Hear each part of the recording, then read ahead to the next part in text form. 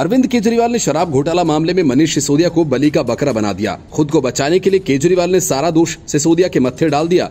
केजरीवाल ने अब तक ये कबूल नहीं किया कि उनका गुर्गा और केजरीवाल के कहने पर ही कैलाश गहलोत ने अपना बंगला उसे रहने के लिए दिया। विजय नायर को लेकर केजरीवाल ने आतिशी मारलेना और सौरभ भारद्वाज को लपेटे में लिया और कहा कि विजय नायर इन दोनों को रिपोर्ट करता था, मैं तो उसे जानता भी नहीं। राउज एवेन्यू कोर्ट से केजरीवाल के रिमांड की मांग करते हुए सीबीआई ने केजरीवाल पर कई संगीन आरोप लगाए। सीबीआई ने अदालत को बताया कि दिल्ली शराब घोटाला मामले में अरविंद केजरीवाल ने सारा दोष मनीष सिसोदिया पर डाल दिया। सीबीआई ने कहा कि अरविंद केजरीवाल से पूछताछ की जरूरत है। सीबीआई ने कहा कि अरविंद केजरीवाल ने कहा कि उन्हें आबकारी नीति की कोई जानकारी नहीं थी। जांच एजेंसी ने राउज एवेन्यू कोर्ट से 5 दिन की अरविंद केजरीवाल की कस्टडी की मांग की है। राउज एवेन्यू कोर्ट में सीबीआई ने अरविंद केजरीवाल को गिरफ्तार किया। गिरफ्तारी के बाद भी सुनवाई जारी रही। इस दौरान अपने एक्शन के पक्ष में सीबीआई ने कई दलीलें दी।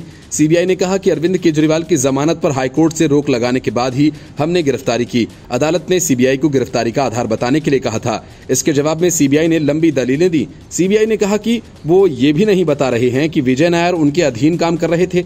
उनका कहना है कि वो आतिशी मारलेना और सौरभ भारद्वाज के अधीन काम कर रहे थे। उन्होंने सारा दोष मनीष सिसोदिया पर डाल दिया और कहा कि उन्हें आबकारी नीति के बारे में कोई जानकारी नहीं है। केजरीवाल को लोकसभा चुनाव के चलते जमानत मिली थी और उस वक्त हमने केजरीवाल से पूछताछ नहीं की। 16 मार्च 2021 को एक शराब कारोबारी से संपर्क किया गया कि केजरीवाल शराब नीति को लेकर मिलना चाहते हैं। सीबीआई के वकील ने कहा कि मैं इस अदालत में पूरी जिम्मेदारी के साथ कह रहा हूं, केजरीवाल की गिरफ्तारी और रिमांड जरूरी है। सीबीआई ने दिल्ली शराब कांड की क्रोनोलॉजी समझाते हुए कहा कि 25 मई 2021 को पॉलिसी आई, 16 मार्च 2021 को शराब कारोबारी से मुलाकात की कोशिश की गई। मगुंटा रेड्डी का बयान मौजूद है।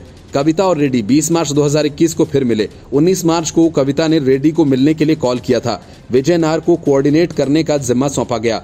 19 मार्च को वो हैदराबाद में था। लॉकडाउन की वजह से एक प्राइवेट फ्लाइट से अभिषेक और बुच्ची बाबू दिल्ली पहुंचे। अभिषेक बोयनपल्ली ने विजय नायर के माध्यम से मनीष सिसोदिया को एक रिपोर्ट भेजी। सिसोदिया के सचिव सी अरविंद ने रिपोर्ट टाइप की और इसे सीएम को सौंपा कार्यालय में।